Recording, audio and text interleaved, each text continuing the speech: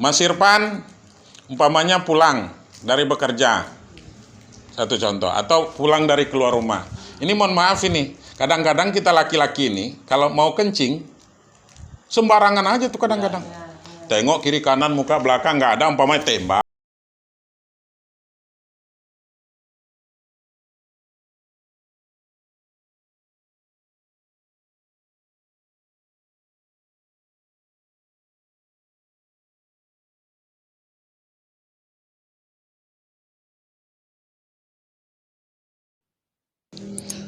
Baik, assalamualaikum warahmatullahi wabarakatuh.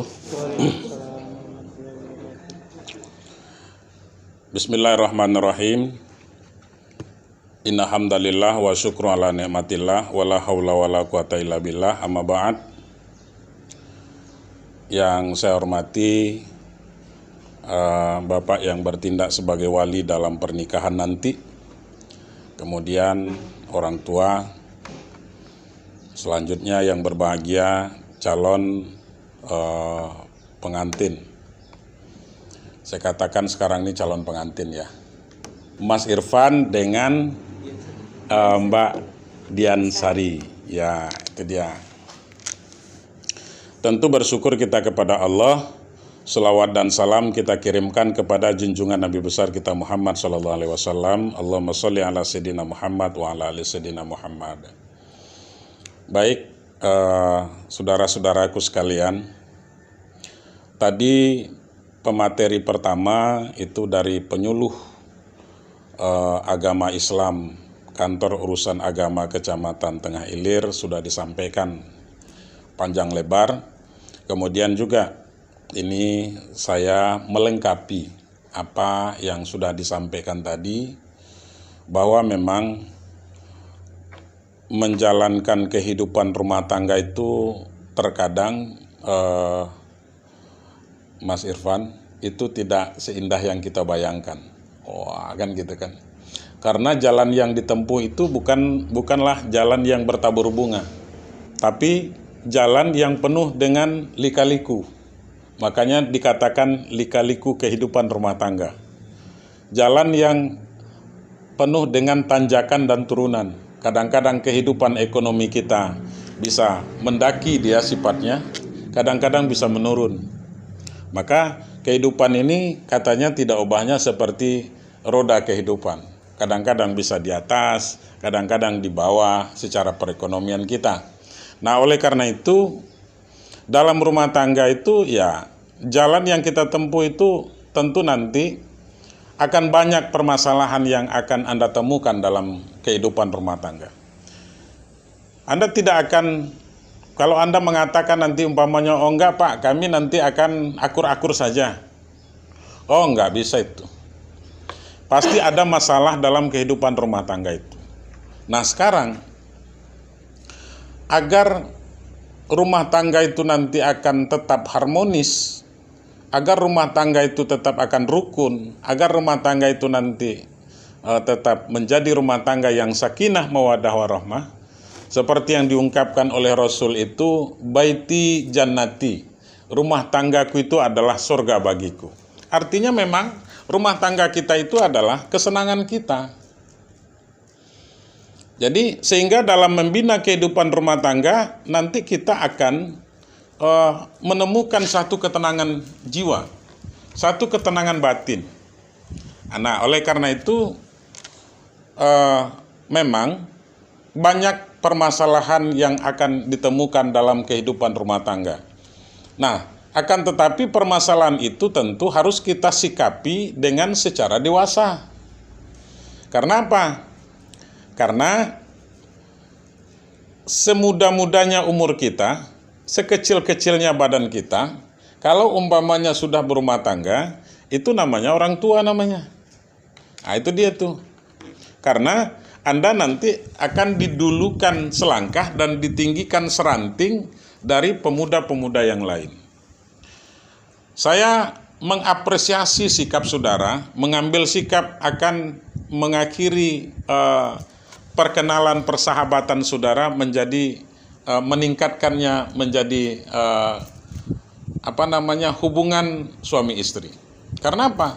Karena dengan apabila nanti kita sudah menjalin hubungan itu menjadi suami istri, maka kita akan terhindar dari yang namanya kemaksiatan, kita yang terhindar dari hal-hal yang dilarang oleh agama.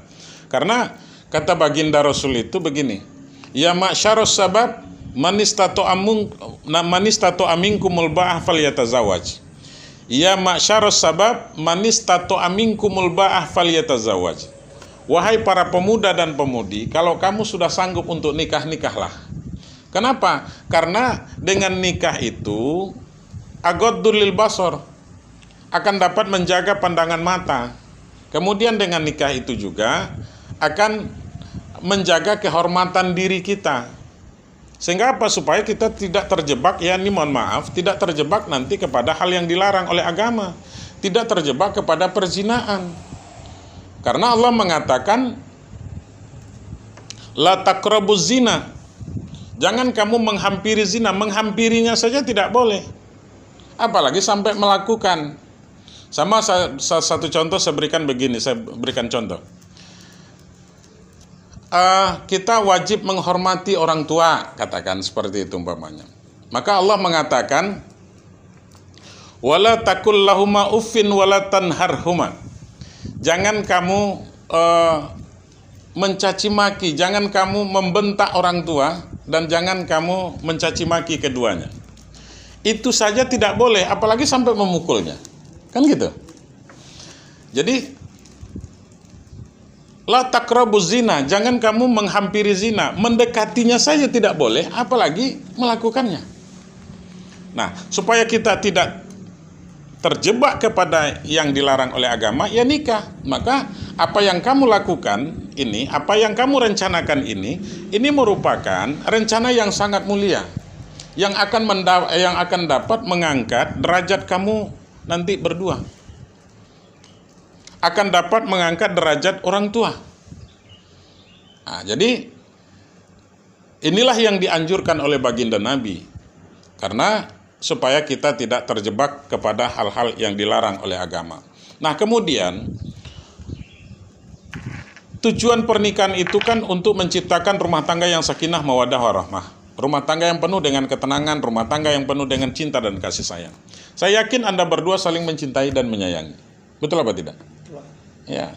Kalau enggak betul, umpamanya, oh enggak Pak, kami, berarti ada paksaan.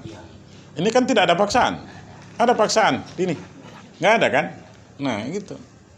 Jadi karena yang Anda ajak itu, Mas Irfan ajak itu adalah orang yang mencintai Anda juga, menyayangi Anda juga, makanya dia mau. Coba umpamanya Anda berdiri di pinggir jalan itu, lewat cewek nanti umpamanya, kemudian ajak dia ke sini. Ada dua kemungkinan itu yang Anda dapatkan.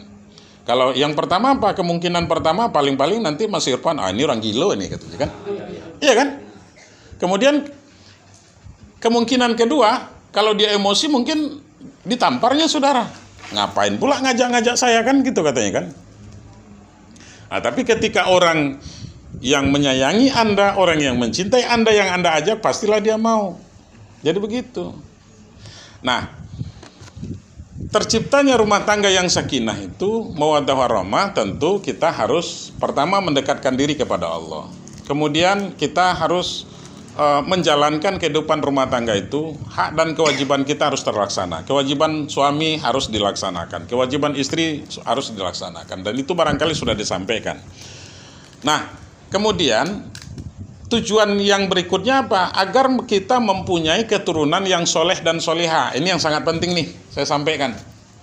Jadi supaya apa? Kita tentu siapapun orangnya, ketika seorang suami dan istri itu umpamanya, dia, mohon maaf Pak dan Ibu, ketika dia melakukan hubungan layaknya suami istri, tentu dia berkeinginan bagaimana mendapatkan keturunan yang soleh dan soleha, mendapatkan keturunan yang baik, mendapatkan keturunan yang yang mau nanti berbakti kepada kedua orang tuanya. Ini tentu keinginan dan cita-cita serta harapan dari setiap orang yang melakukan ijab kabul itu. Nah, oleh karenanya, untuk mendapatkan anak yang soleh dan solihah itu nggak bisa Mas Irfan dengan bin salah bin abragadabra saja.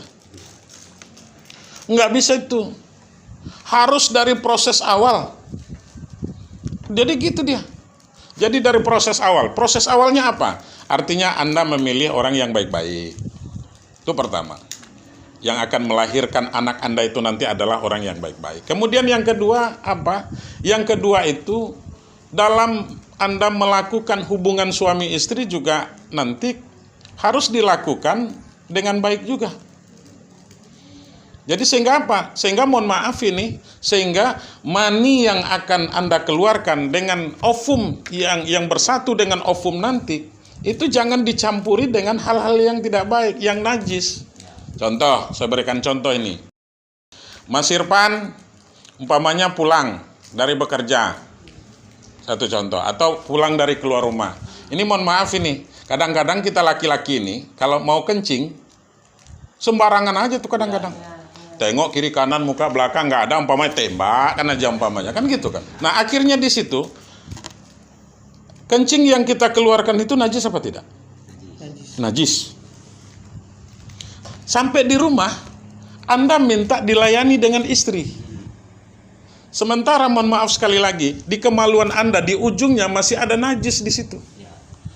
Sperma yang akan Anda keluarkan itu adalah air yang suci. Ketika ini nanti keluar di tempat yang sama, maka dia akan bercampurlah air yang suci ini dengan najis.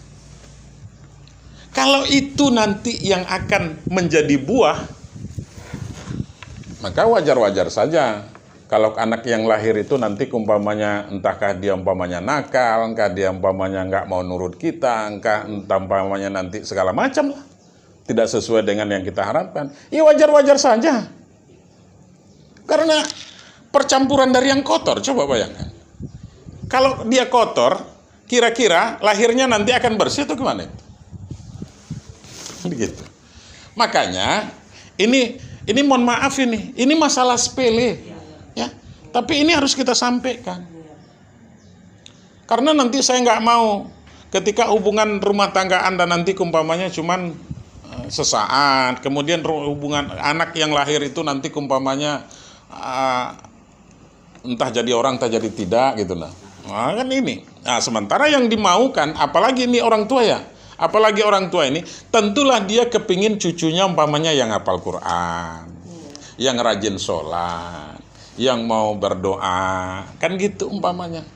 Kepingin nggak anak punya seperti itu? Jadi untuk mendapatkan anak yang seperti itu nggak bisa dengan bin salah bin saja. Oh iya dong. Harus dari proses awal.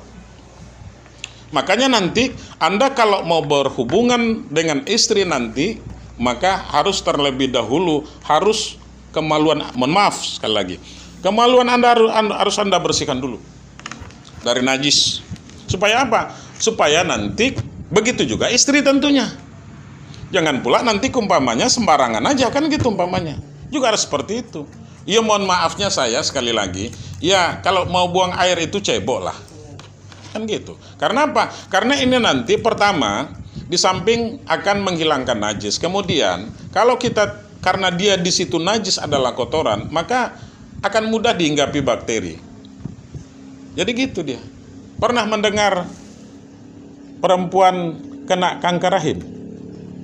Oh sering. Kanker rahim dan segala macam kan gitu. Ada. Ini kan gara-gara sepele kadang-kadang penyebabnya. Nah, jadi seperti itu. Makanya saudara juga nanti ketika melakukan hubungan suami istri ya berdoa juga kepada Tuhan, ya. Kalau nggak bisa bahasa Arabnya umpamanya ya bahasa Indonesia. Ya Allah, saya menggauli istri saya, berikan saya keturunan yang soleh dan solehah, begitu. Paling tidaknya di dalam hati. Begitu Mbak. Jangan main sosor aja nanti. Oh iya. Ini kan karena ini kantor KUA dia transparan aja itu ya. Nah, akhirnya nanti mudah-mudahan dengan doa saudara ketika melakukan hubungan suami istri, maka disitulah nanti Allah akan memberikan keturunan yang baik. Nah setelah itu apa? Nah setelah itu nanti ketika dia lahir kasihlah nama yang baik-baik juga. Tapi sebelum dia lahir juga, seorang istri yang sedang hamil itu juga harus selalu memperdengarkan. Ini saya berikan ilmunya. Kalau Anda nanti kepingin anak itu umpamanya dekat kepada Al-Quran, maka waktu Anda hamil itu nanti selalulah membaca Al-Quran. Bisa baca Quran? Tidak bisa. Hah? Karena Ya. tidak tamat sekolah mengaji. Tapi kalau kita tidak bisa, perdengarkanlah murotal. Anda punya HP yang bagus, tapi aplikasi Al-Quran mungkin tidak ada. Ada? Ada, nggak mungkin nggak ada. Ada. Iya, tapi karena tidak di-download, sekarang tidak ada. Iya. Maka download itu nanti. Nah, kenapa? Karena dengan murotal itu, ingat itu, dengan murotal itu, walaupun tidak kita yang membacanya, diperdengarkan saja ayat-ayat Al-Quran itu, maka itu nanti akan dapat membuat kecerdasan dan kepintaran anak. Oh, saya nggak lancar baca Qur'annya, Pak. Perdengarkan murotal. Paling tidak nanti Anda mau tidur, katakan sedang hamil, hidupkanlah itu umpamanya murotal. Dekatkan dia. Setelah itu nanti Anda cek di USG, katakan di dokter ahli. Iya. Di situ nanti Anda akan melihat reaksi anak itu seperti apa. Begitu mukjizatnya Al-Quran.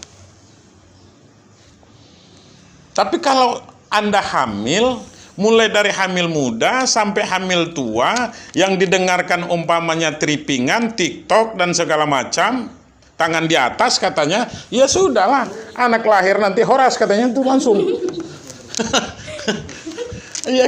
ya gitu tuh. Nah, tapi ajarkan dia. Ajarkan dia dengan diperdengarkan Al-Quran, insya Allah. Nah, kemudian apa? Lahir dia nanti kasih nama anak itu yang baik. Ini karena mau keren umpamanya, yang dikasih ya Robert lah, Hanu lah segala. Akhirnya Robert anak itu. Jadi gitu. Jadi kasih nama. Kita kan orang Islam nih. Kasih yang Islami lah, karena nama itu juga merupakan doa. Coba Irfan itu artinya apa coba? Pintar.